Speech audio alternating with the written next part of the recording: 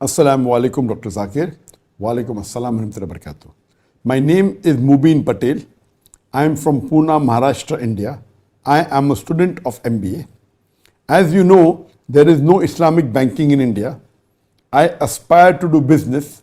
I am young, but business startup requires huge investment to buy machinery, equipments, etc. As well as in order to run business, investment is required. Is taking interest-based loan for business halal? I see many Muslims taking loans based on interest and starting as well as running businesses for years. Is all this halal? Is the income generated from it halal? I am young and in a dilemma what to do. Please guide me. I am your fan and admire you, Dr. Zakir. May Allah bless you and your family with good health and life and reward you immensely on the day of judgment for guiding people, inshallah. Ameen. Brother Mubin Patel, who lives in Pune, Maharashtra, India, has asked the question, that is a student of MBA. Is it permitted to take a loan from a conventional bank which gives loan on interest to start up a business? He is a student of MBA, he'll be finishing MBA very soon. So if he wants to start a business, anything to start a business, you require an investment. As a startup and a company, you require huge investment. So is it permitted? He knows many Muslims who take loan from the conventional bank and give riba. Is it permitted? Is the income halal? Taking loan from a conventional bank in which riba is involved is haram. Taking any loan which is based on interest or based on riba is haram. Such a business is haram. Regarding a question that I want to start a business, it requires huge investment. So what should I do? I'm in a dilemma. Number one, if you want to start a business, all businesses don't require huge investment. If you have just passed your MBA, you want to do a business with huge investment, there's a high risk. What if the business goes in loss? Huge business, huge investment. If you don't have the ability, don't have the principal amount of a huge amount and you want to start a business with huge money, my advice to you is it is a wrong decision. If you just pass from an MBA, even if you have a lot of money, don't put that huge money in starting a business. Always go slowly. First of all, you don't have money. You want to start a huge business with a huge investment. There are high chances it may not be successful.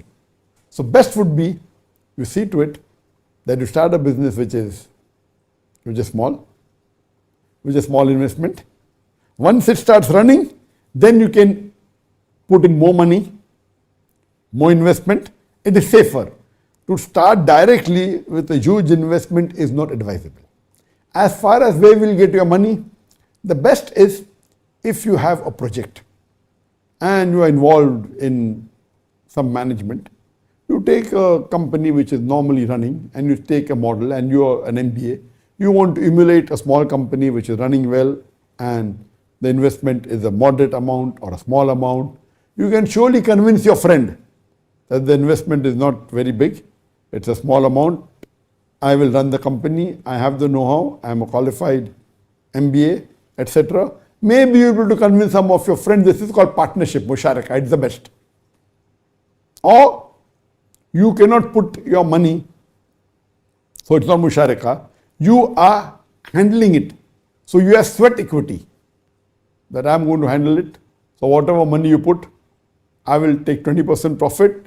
Your 100% your money, you take 80% profit. I take 10% profit, you take 90% profit. The bigger the investment, your share is less. If the investment is small, he's putting a small amount, then your share will be bigger because you're giving your full time. Your friend who's investing money is not giving the full time, and your net worth of 1 month would be quite high. So if the investment is small and the return is small, your percentage of sweat equity becomes high. If the investment is a huge amount and the profit is huge amount, then your share of sweat equity becomes small. So best is try and convince someone from your known circle, friend, etc. Start a small business. Once it's successful, then increase it rather than going in for a huge investment. If it doesn't do well, who will bear the loss? If you cannot find someone and convince, there are certain times called as venture capitalists. Venture capitalist means you want to start a unique project which no one has done before. In a venture capitalist, the investment may be big. In this way, you have to pitch for a person to invest in your project. In this case, as venture capitalists, you can pitch, and there are organizations you can go. You can put your information on the net, you can go to an organization and try and pitch it, and there are people who are looking for, they are called as venture capitalists. They are looking for unique projects, but the thumb rule is that in such projects, the success rate is very low. The chances that if there are 100 projects, chances maybe 1 or 2 only would be successful, or maybe in 1,000 only 5 will be successful. So if you are going for a unique project which requires a big investment, it's called as venture capitalism. So you are the person who's a brain, you get a set equity, but chances of success is very low. But if you are successful, the returns will be super high.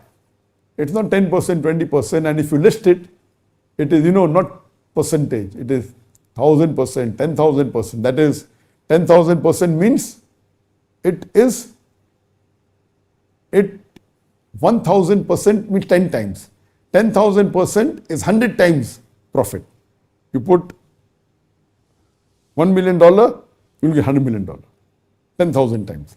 So these projects agreed, the success rate is very small. So best would be start in a small way, do a conventional business, then you increase. Or if you don't have someone who is going to trust you, as a last resort, my advice would be go to an Islamic bank. The loan you take from Islamic bank, it's not based on riba. It is based on, most of the time is based on mudaraba.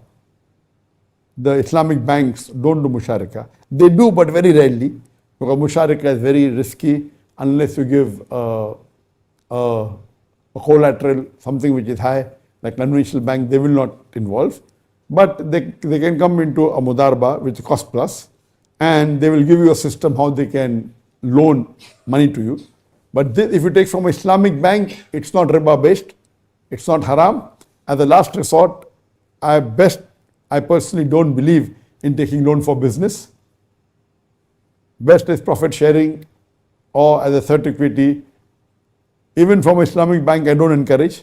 If something goes wrong, then you're paying a heavy price.